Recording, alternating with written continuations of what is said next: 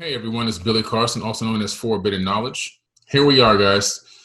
The actual thing we've been all waiting on, which is the Imagination workshop. A lot of what we're talking about today has to do with Hermetic mystery teachings, and these are the fundamental teachings of ancient history now brought into the modern idiom to allow us to access, analyze, study, research, develop, and learn, and understand that quantum mechanics and quantum physics go hand in hand with spirituality and multidimensionality. So all four of those things come together to form this 5D consciousness. Okay, so that, because you have those four things, and then you have the avatar body, which is linked to the universal consciousness, and then you combine all four together with the universal consciousness inside the avatar, you have a 5D consciousness. And that's what we're going to be tapping into and learning how to tap into as well. Okay, we're going to start with brain-heart coherence. I really do think it's really important to understand physiology, your physiology, how to control it. Because a lot of the things that you're going to need to apply to create manifestations, to create Merkaba, star tetrahedrons that you can get into deep meditations with and so forth. You're going to need to be able to control your physiology, control your thoughts, control your reaction to things. You can have to control your triggers as well. So we're going to talk a lot about brain-heart coherence for a little bit, and we're going to go into it, and I'm going to give you some techniques and tips that you can actually use in your life right now to take advantage of these brain-heart coherence techniques. Brain-heart communication. The brain and the heart literally communicate with each other. You have two brains, really. One is your heart, and one is your brain. The coherence hypothesis states that the coherent flow of information within and between the physiological systems and processes in the central and autonomic nervous systems and the body plays an important role in determining the quality of the feelings and emotion one experiences. You understand this? So basically what's happening is the connection between your brain and your heart and the flow of energy in between and the exterior input you're getting from the outside can cause different kind of reactions and pressures and perceptions that cause the brain and heart reaction to change your physiology. You could be experiencing something that puts you into a fear mode, which is a flight mode. You could experience something on the outside that then comes into you and brings you into a love mode or peace mode, an empathetic mode. All of these have to do with brain-heart coherence. And what people don't realize, it seems like an automatic response to what's going on around you, like the way that you respond, your emotions, and how you react to things. But a true adept initiate, a true master, will be able to control all emotion. You remember Spock from Star Trek, the Vulcan?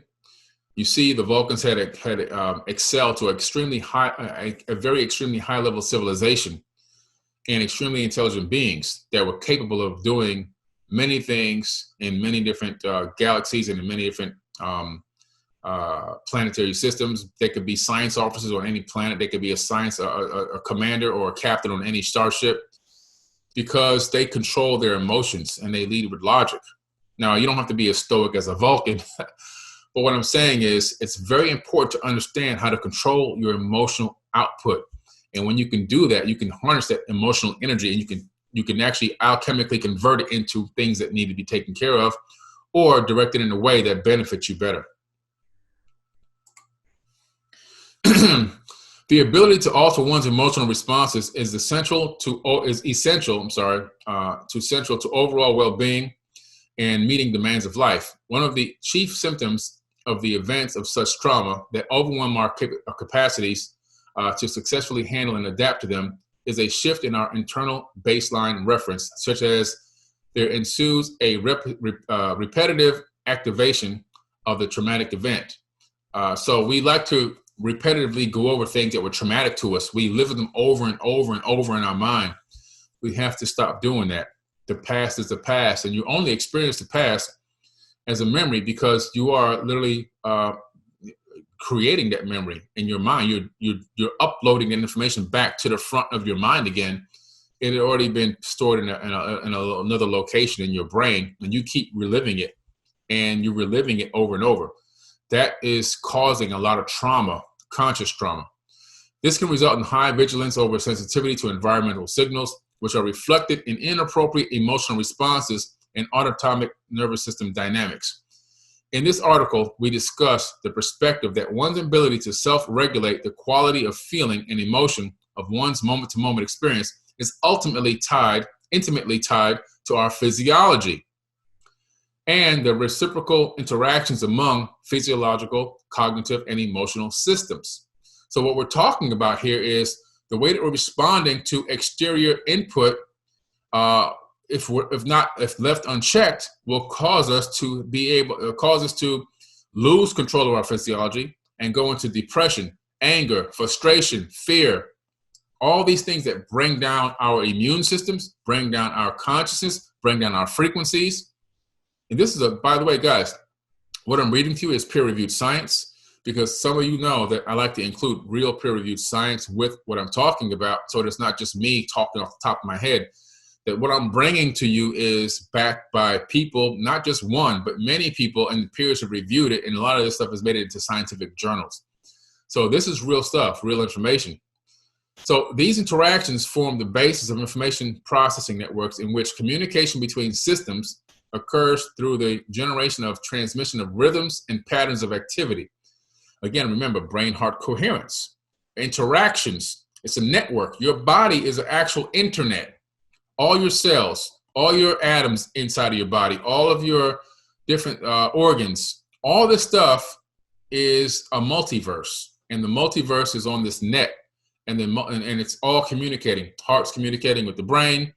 The hearts and the brain are communicating with endocrine systems and everything else, and glands. It's a very sophisticated system, okay? Very, very sophisticated. So these interactions form the basis of information processing networks communication between systems, which occurs through the generation of transmission of rhythms and patterns of activity. Our discussion emphasizes the communication pathways between the heart and the brain, as well as how these are related to cognitive and emotional function and self-regulatory capacity. Okay, this is what we're talking about. How can you control this? How can you regulate this?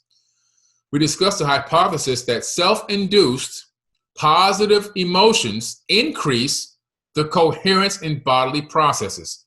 So your ability to self-induce positive affirmations, positive thinking, seeing the good in a negative situation, instead of taking an L in a bad situation as a loss, take it as a learning lesson, okay?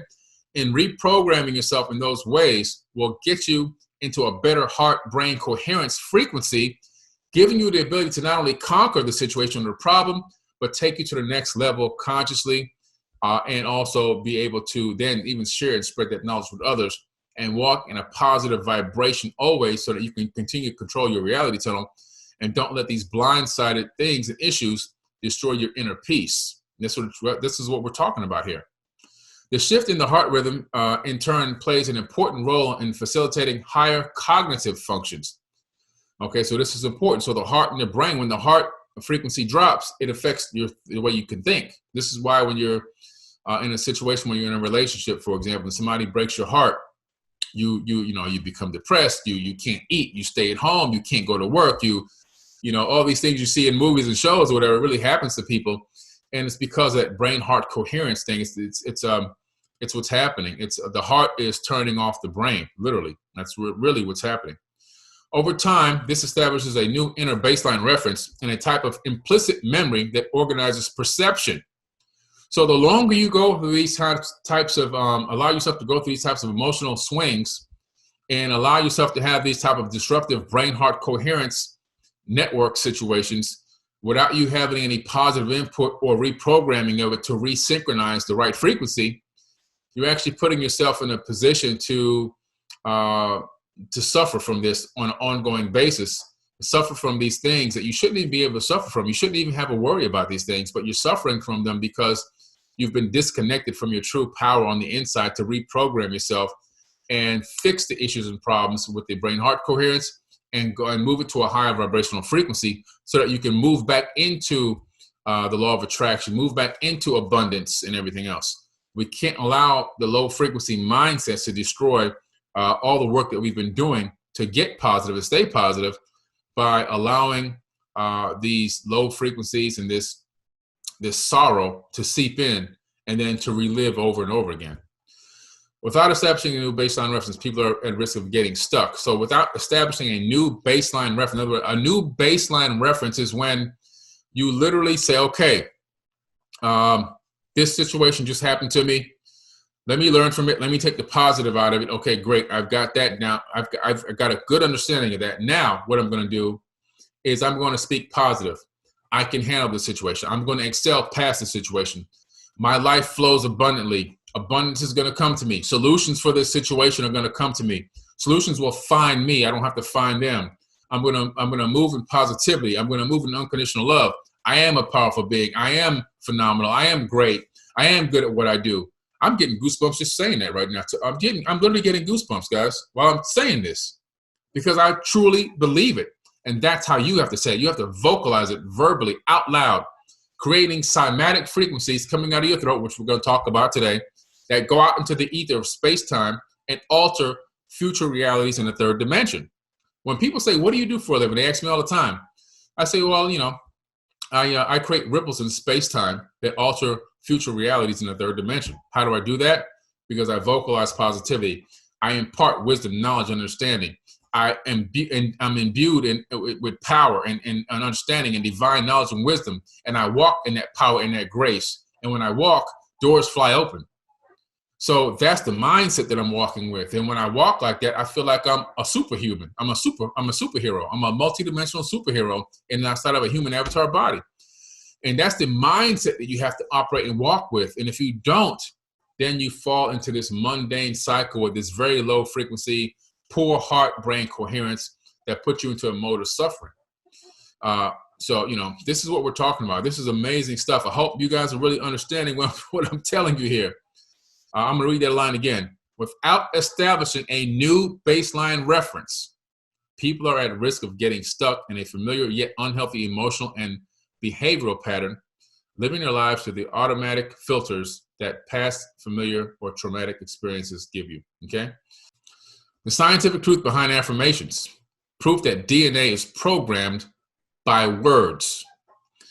Very big part of what we're teaching today. I'm spending a lot of time on it because I got to hammer it home in a way that, we're all going to understand, what's really going on here. I think it's really important to understand that words are really cymatic frequencies and vibrations. That's all words are. Right now, you're deciphering vibrations that are starting in my vocal cords. Well, they start off as an electromagnetic wave in my brain. And then that electromagnetic wave sends a signal to muscles in my vocal cords, which then vibrate at a specific frequency. And that frequency then leaves out of in this particular situation, leaves out of my mouth. It then travels into this microphone.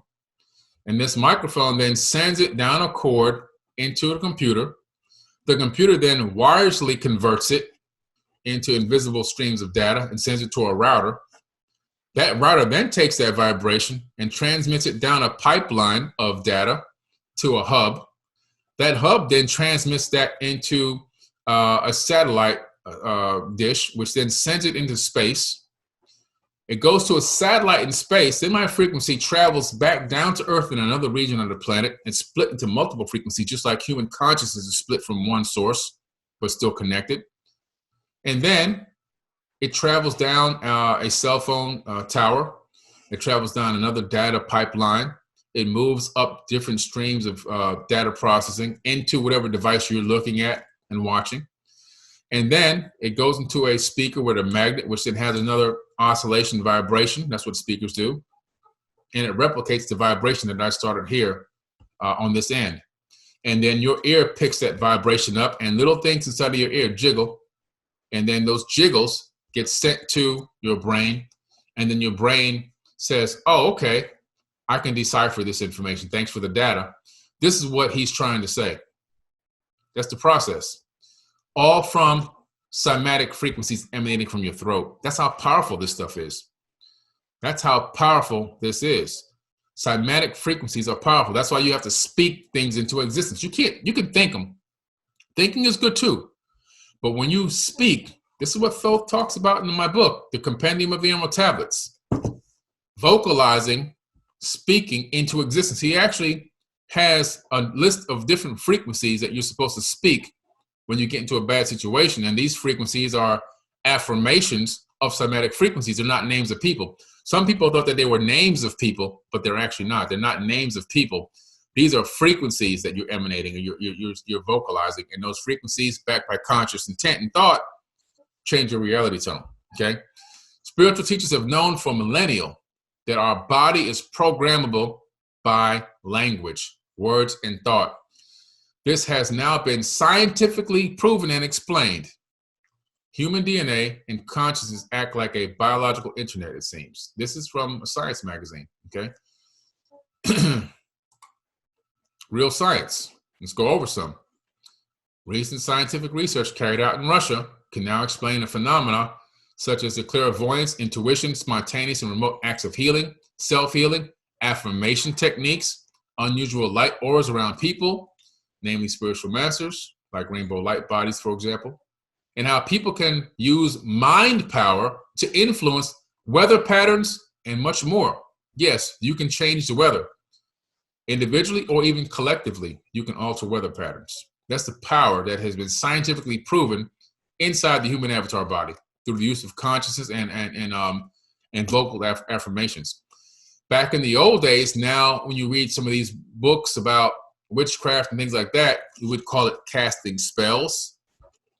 What these witches were doing and these wizards were doing, they understood cymatic frequencies. And they knew the power behind it, and they knew how to utilize those cymatic frequencies to create the reality and outcome that they were looking for. The research also shows that there is evidence for a whole new type of medicine in which DNA can be influenced and reprogrammed by words and frequencies without cutting out and replacing single genes. Guys, I don't know if you hear me, but this is amazing. The research also shows that there is evidence for a whole new type of medicine in which DNA can be influenced and reprogrammed. I'm going to go into some of the Hermetic principles, Kemetic principles, the power of light, the language of light.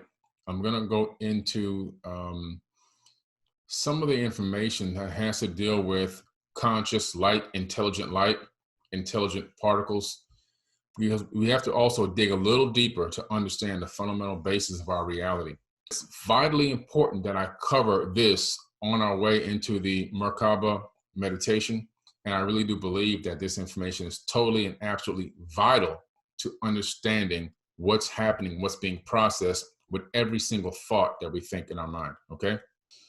Okay, let's talk about the universe and let's talk about the laws, because we've been talking about some of the law of, frequency and vibration, which is what we're operating under right here. Those frequency and those vibrations actually jingle this third dimensional reality into existence via a holographic principle. But the universe runs on natural law, binding immutable conditions that govern the consequences of behavior, okay? Binding immutable conditions that govern the consequences of behavior. You can't get away from the consequences because it's part of the law. So every single thing you do is going to have a consequence. Everything. I mean, everything. Good, bad, small, and different. There's going to be a consequence. In other words, if I decide right now to turn off this webinar and walk outside, the consequences, there's going to be a lot of people angry at me and people are going to want a refund, right? And a lot of people are going to be frustrated to try to figure out what the heck just happened. That's the consequence. But if I continue on with this webinar and this lecture and this workshop, at the end, a lot of people will probably be very, very consciously well-fed, enthusiastic, happy, and share a lot of this information with others and begin to teach people information. So that would be that consequence. So there's a consequence for every thing that you do, and there's no way to get around it. Every decision will have a consequence. Every decision that you act on will create a consequence in this third dimensional reality. General principles of natural law, okay? These are natural law principles. The principle of mentalism, which we're gonna go over right now because it has a lot to do with getting into the right state of mind, understanding how light is conscious, how to quantum entangle, and how to operate under the law of attraction. The principle of vibration. That's the principle of frequency and vibration. Cymatics, we're going to get into cymatics. The principle of polarity. This is, really, really important. In other words, if you have a cup with water in it, for example, and that water is cold water, okay? Now, the only difference between cold water and hot water is the vibration of the atoms inside the water. So, you have 2 hydrogen atoms and 1 oxygen atom. That's going to make liquid water. But within those molecules, there's atoms, okay? Those atoms make up those molecules. And so when those atoms are, all things vibrate. Now, when the atoms are vibrating slower, the water is colder. When the atoms are vibrating faster, the atoms create friction, and that friction generates heat, which warms up the molecules, and then you have hot water, okay? This is how it works, guys. That you can apply it to every aspect of life. How much energy you put into something, okay? So if you have a goal and a hope and a dream and a wish, but you don't put any action behind it, well, then you're not going to create any friction. In other words, that particular dream is going to go cold, okay? The principle of rhythm, that's the pendulum, that's the swing of the pendulum. We're going to talk about that. The principle of cause and effect, that's very similar to every action has a reaction, and that goes for physics, and it also goes for real life. And we're going to go over the principle of gender. So let's go into this. First of all, let's talk about the principle of mentalism, which is really the majority of the talk here for this segment. We have to understand that all is mind. The universe is a mind. The universe itself is a gigantic mind. As above, so below. On the grandest scale, the universe is a mind, and you're going to see that by the end of this. And some of you may already know it or feel it intuitively. You may not have seen how I'm going to break this down for you, and some of you might have seen a little bit of this before, like I said. But you must understand everything is based off of mentalism. And so this universe itself is a gigantic brain. And so every time you step down a level, you're going to find the same exact systems operating and in place at every level of reality in the third dimension. So contemporary science tells us that the universe is made up of energy, matter, and light. Those would be what alchemists called sulfur, salt, and mercury, respectively. So we're going to be talking a little bit about alchemy in a way that you never heard before. We're going to talk about how we're converting energies into different realities. According to Einstein's equation, E equals mc squared, energy and matter can be transformed into one another through the constant of light. Alchemy, sulfur, and salt are transformed into one another through the intermediary of mercury. It looks like that if the little c in Einstein's equation stood for consciousness instead of light, there would be no difference at all between the physics, the physics and alchemy. Let us assume that consciousness is light. Now, consciousness is light. You're gonna learn that right here shortly, because every time you think, you generate a frequency of light that actually emanates out of your skull. I'm going to show you this scientifically. In that case, an emerald tablet for the 21st century would look something like this: the Emerald News Release. Truly without hype, religious exploitation, or commercial consideration, you can experience higher truths. You are as much part of the mental as you are the material, and also you are a part of the mental. And you are as much part of the mental as you are the material. In order to accomplish miracles of light, and just as all things come from this light, through the concentration of consciousness, so do all created things originate from this light, through the transformation of thought. Its father is energy, its mother is matter. The spectrum carries it in its belly. Its nurse is the earth. It is the origin of all, the consecration of all of the whole universe. Its inherent strength is perfected if it is materialized. Separate matter from imagination, the subtle from the gross, gently in deepest meditation. The light rises from the earth to heaven and returns again to earth, thereby containing within itself the powers of both the mental and the material. Thus you will obtain the light of the whole universe. all darkness will be illuminated to you. This is the greatest force of all powers because it overcomes every mental thing and penetrates every material thing. In this way was the universe created. From this comes many wondrous manifestations because of this formula. Therefore, this deals with all three parts of reality and shows the underlying relationship between energy, matter, and light. Now we have completely explained the fountain of consciousness. So we're going to dig deep into this light because light is very powerful. Light is everything. We are living in a light matrix. Everything that you see around you, including the device that you're holding in your hand or watching on TV to watch this particular webinar, this workshop, is made of light. The table that you're sitting at, if you're sitting at a table that's holding up your laptop or your computer or your screen, everything's made of light because every atom is made of light. It's called wave-particle duality in physics, in quantum physics. Scientists discovered that everything that appears to be solid is actually 99.999% empty space, and that when nobody is observing these atoms that make up things, they exist as waves of electromagnetic potentials in superposition of each other. Then when a conscious observer looks at the particular frequency, it decides to collapse itself back into a solid object. So solidity is an illusion, okay?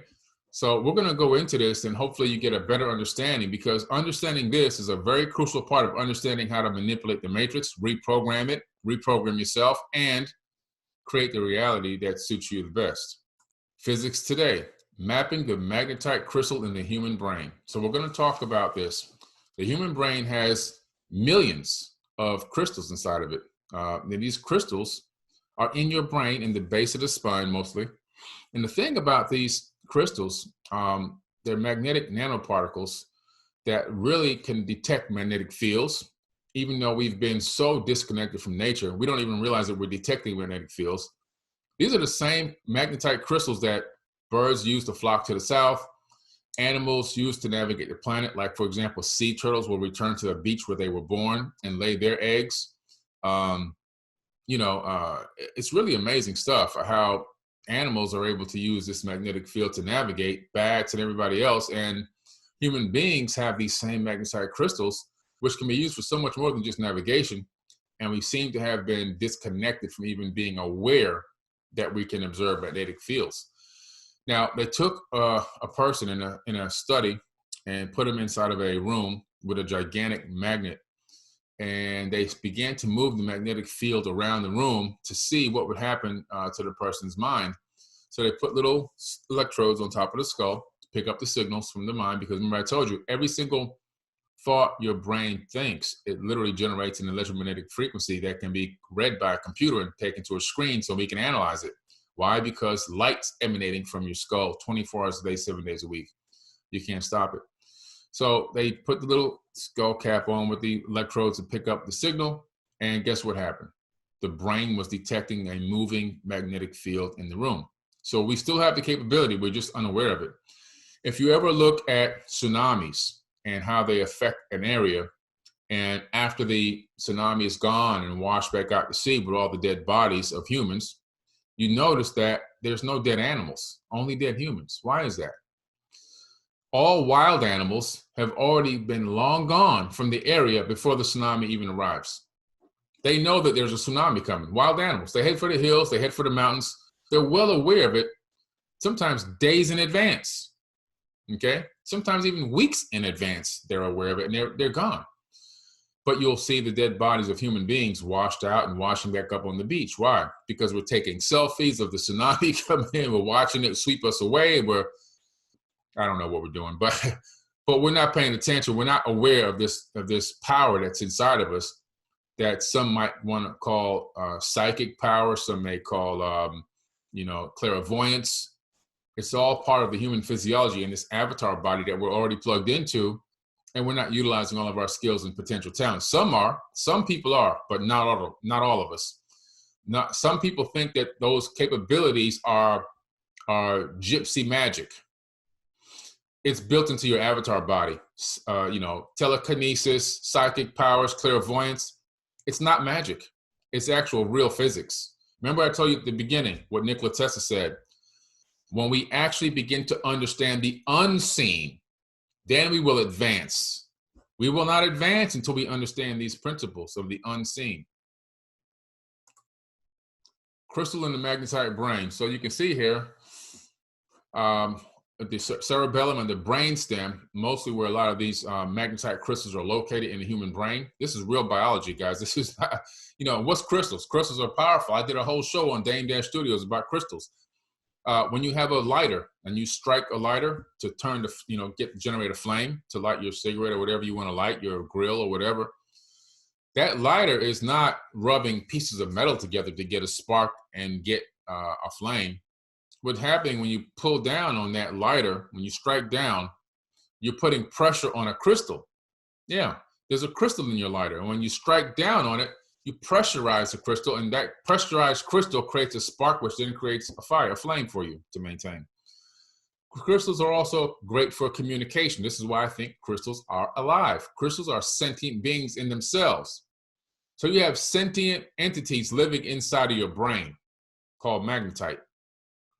And the reason why is because crystals can do everything a human being can do in terms of consciousness. Crystals can communicate with each other. They can communicate to others. Don't forget the first crystal set radio, Nikola Tesla, okay? Crystals are how radios first were invented and worked.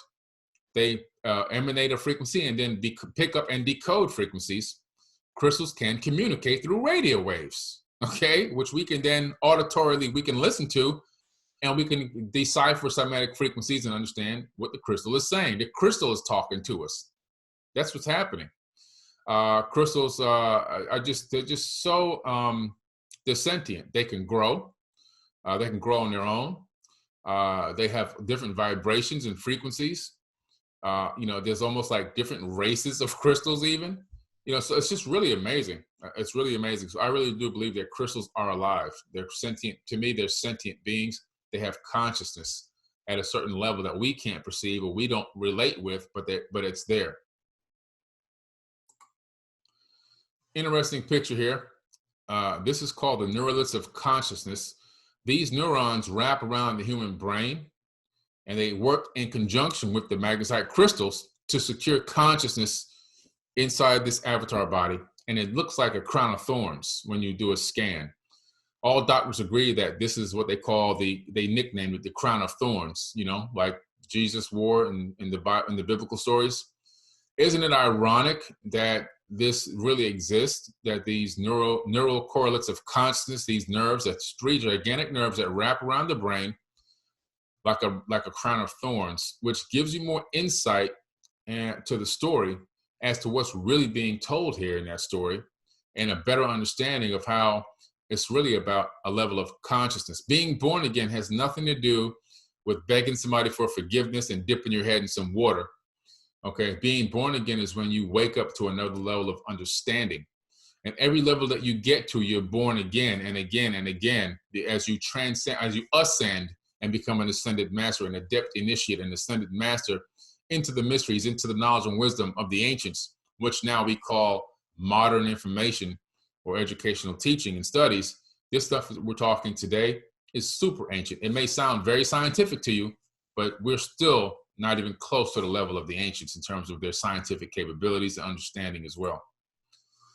The colostrum has a direct effect on consciousness as well. The colostrum, these neural correlates of consciousness, those 3 gigantic nerves wrapped around the brain like a crown of thorns, plug into the colostrum. So you have the colostrum, you have the neural correlates, and you have the magnetite crystal. All 3 working in conjunction together to encapsulate the stream flow of consciousness that's coming in 24 hours a day from the universal consciousness. It's a stream of, it's coming into us. We're downloading consciousness. You don't create consciousness. This is what you have to understand. You don't create it. You don't literally think and, oh, I'm conscious, or I create consciousness because I'm alive. It doesn't really work that way. Your avatar body, yes, it is alive. Yes, your spirit soul is inhabiting this avatar body. The consciousness is a direct stream from a higher dimension. You don't create consciousness, you download it. You download, and this is the method used to download the consciousness. The light waves emanating from your brain can bypass your spinal column as long as there's a receiver that understands the frequency of light that's being transmitted, and it can connect to limbs, and it can make limbs that are paralyzed move. There will be a whole new society as we advance into the future of people that will not be paralyzed, that will be walking around with severed spines based off of light frequency decoding technologies, okay? That's how powerful the human body is. That's how powerful consciousness is and light is, how intelligent light is. I thought this was very interesting that Superman's name, his birth name is Kal-El. That means light god in Hebrew. It's a Hebrew name, Kal-El. And, you know, they always try to hide the truth in plain sight. Just a little interesting tidbit that I thought I'd add in there. Can brain waves interfere with radio waves? No, not likely, but brain waves are because, you know, they're a little slower and weaker. However, the reason why I'm showing you this is because radio waves and brain waves are both forms of electromagnetic radiation, light. Radiation is light. So brain waves and radio waves do the same exact thing. Now, if you research radio waves, you'll find out that radio shows that were airing back in the 1930s and 40s, the frequencies of those radio waves, and even TV shows, the old-fashioned TV shows with the antenna TVs and everything, the frequency that was sent out for us to watch those things at home, like I Love Lucy, for example, for some of you people who are in my age bracket. Those radio shows and TV shows are still traveling through space, those light waves. They're electromagnetic radiation or electromagnetic frequencies that we can't see with the human eye, and I'll show you why we can't see them in a minute. This is coming up next. But they're there. They're light waves. Waves of light that we can't physically see unless we use technology because our eyes are very weak. But they emanate through space-time, through eternity. Eternity. Just like every single thought you think goes out of your skull and emanates through the universe through eternity. Permanently. Okay? What does that mean? That means that the book of life, the Akashic records, and all these things that the ancients have talked about, it exists. Thoth talks about it in my book, Compendium of the Emerald Tablets. It exists. He's the keeper of the records, okay, of these thoughts, supposedly, according to him. In other words, he has access to this information. We all have access to the information. There's no, it sounds magical, oh, this book of life and da-da-da-da, but when you analyze the fact that the universe is a giant mind that has the same memory storing capability as a super quantum computer, just like your brain does, as above, so below, and it's full of these electromagnetic frequencies that emanated from the skulls of all these sentient beings, all the information that you ever thought, everything you ever done is recorded in space-time through eternity. Goes into a digital, an electromagnetic frequency storage system, and it can be pulled and queried at any given time if you have the right technology to access the frequencies of these thoughts. So every single sentient being in the universe, not just on Earth, in the universe, conscious thoughts are stored in space-time. Every animal's thought, every insect's thought, all this information is stored in space-time, every single aspect of it. A lot of the times you think, oh, I got this great idea and I'm going to blah, blah, blah, blah, blah. It's not so much that the idea was yours. You probably downloaded the idea from space-time because you were in the right matching frequency to capture that information. And then you have the discernment capabilities to understand it, decipher it, and express it, okay? That's probably truly what happened.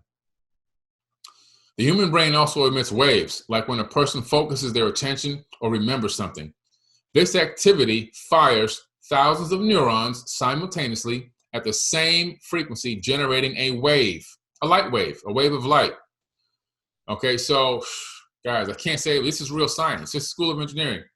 Every thought that you think generates a wave of light that comes out of your skull and goes out into space-time. Let's take a look at something that's very important now.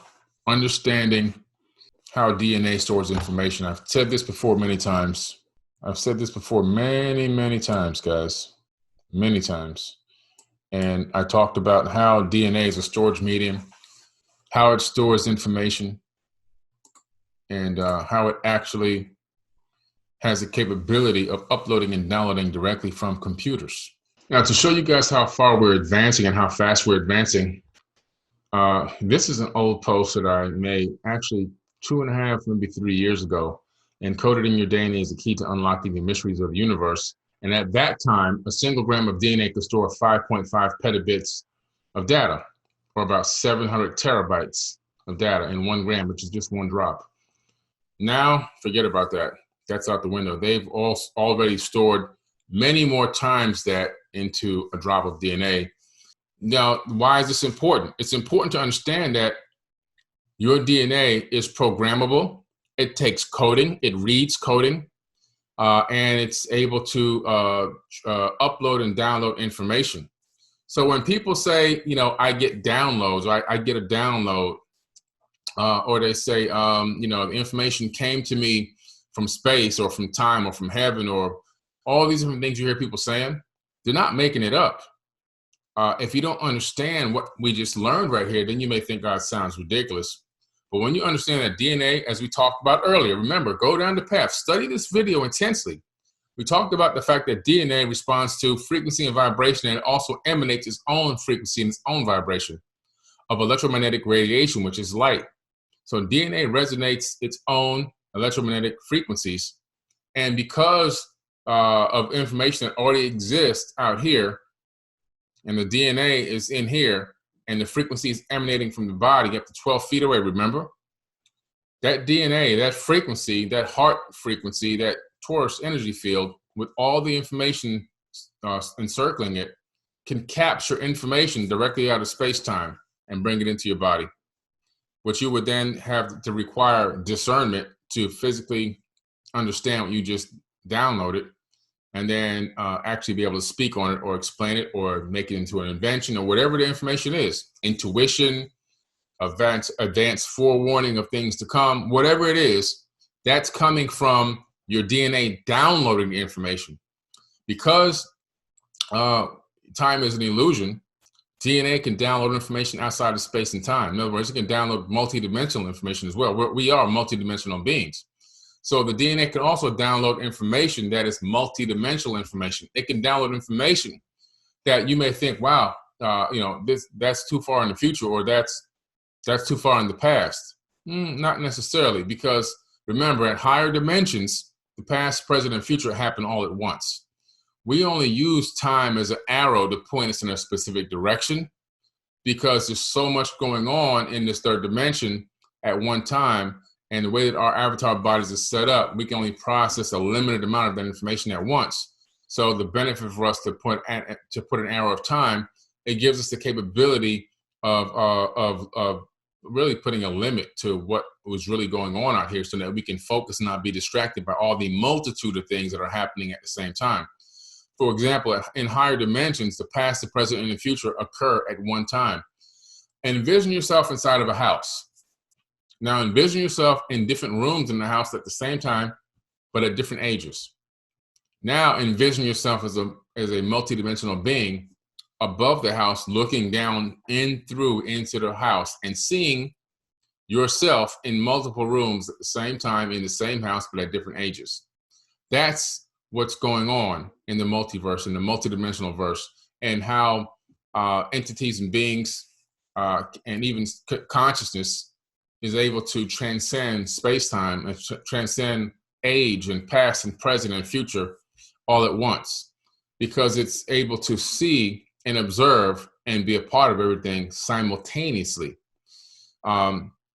You know, and it's really amazing. I mean, when you really dig down deep into it, I mean, it's really, really amazing stuff. And this is how powerful we are, how powerful our DNA is. And I think this is why, in my opinion, that this planet gets visited by entities and beings to come and observe, to interact. And the reason why is because they're really impressed with our capabilities that we haven't even tapped into yet. In other words, they're waiting for us to grow up. There's so much that we're capable of doing. We're incredible. We're capable of being such incredible beings with immense powers that we have yet fully been able to realize and tap into.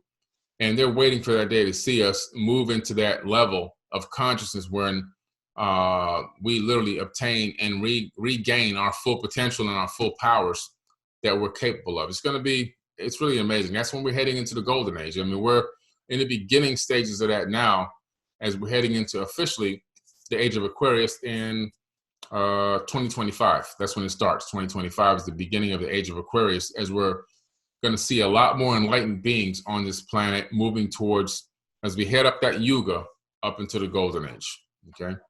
Now let's see how it can get even deeper than DNA. Because what's smaller than DNA? Atoms. Described in the journal Nature, physicists working at an IBM research facility in California found that when the helium atoms were placed on a special surface made of magnesium oxide, they naturally oriented themselves with a magnetic north and magnetic south pole, just like regular magnets have, pointing either straight up or straight down, and remain that way in a stable condition. What's more, they could make the atoms flip by giving them a zap with a scanning tunneling microscope that has a needle with a tip just 1 atom wide. Think about that. There's a machine out there that has a needle in it that's 1 atom wide. The experiment mimics the way magnetic disks of a hard drive work. Tiny magnets on those disks either point up or down, and that orientation conveys binary information, either a 1 or a 0. So what they're saying is each atom has a capability of orientating itself to a magnetic field, and they have now a machine that has a needle on it, the width of an atom, that can write directly onto other atoms, and that can literally create a spin rate up or spin rate down. And because spin up and spin down can come to zeros and ones, in other words, spin ups can be zeros and spin downs can be ones. And depending on how you create these spin up and spin downs, you create this entire line of 0, 0, 0, 1, 0, 1, 1, 1, 0, 0, 0. You create this binary code by spin rate up, spin rate down. And then a computer can decipher that binary code, just as we saw in the previous video about DNA storage, and then turn that zeros and ones into videos, information, programming, anything you want that exists in the third dimension can literally come from this spin rate up, spin rate down on an atomic level. So your body has trillions of atoms in it, and each one of those atoms can store information that can be written directly onto it. So we're talking about quadrupling the storage capacity now of one human body to an immense level that we can't even think to perceive. Maybe even multiverses can fit into one human body, can be stored on one human. Multiverses of information and data can be stored on one human body. This is next level stuff. And why is this important? It's important to understand this is the power that you're walking around with. This is the storage capability you're walking around with. This is the information that's already in you that you're walking around with. And you're trying to figure out, when's the next idea going to come? When's this going to come? When's that going to come to save you? When's this entity or this deity or this holy man going to come to fix my problems and save me? All the answers that you need are already inside of your body, period. That's what you need to understand. You got to tap into this, okay? Scientists concluded that the average human body contains approximately 37.5 trillion cells. Each cell generates 0.07 volts of electricity. At 37.5 trillion cells, that's 2.63 trillion volts of electricity in a human body. That's how much energy you're walking around with. 2.6 trillion volts of electricity in your body right now.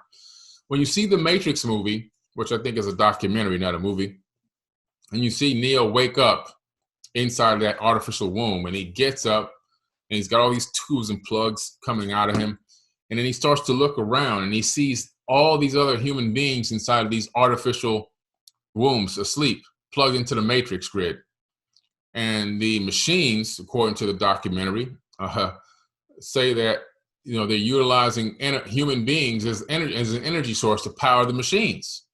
And so initially, when you see that, especially when you don't understand what I just told you here, you go, wow, a human body is used for energy to power a global machine. Doesn't seem like, it's like a waste of time. Why would robots want to use human bodies to power machines? There's no power, there's no energy inside of a human.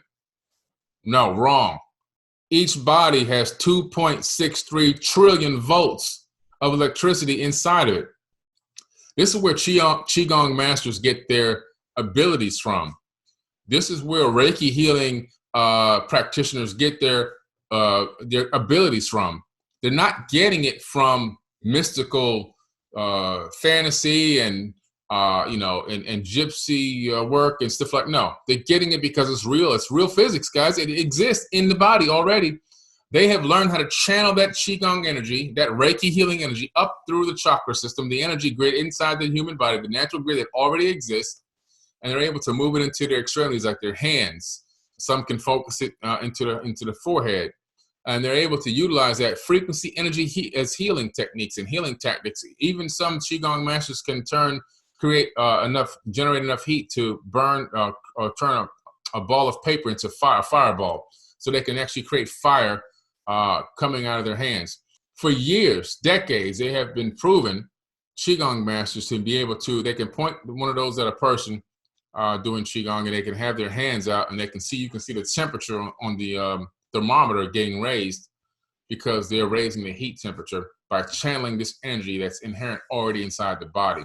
We are literally a walking nuclear explosion, and most of us are not even aware the power that we're walking around. When people say you're powerful, you're almighty, and all this kind of stuff, and people go, oh, yeah. No, you really are. It's inside.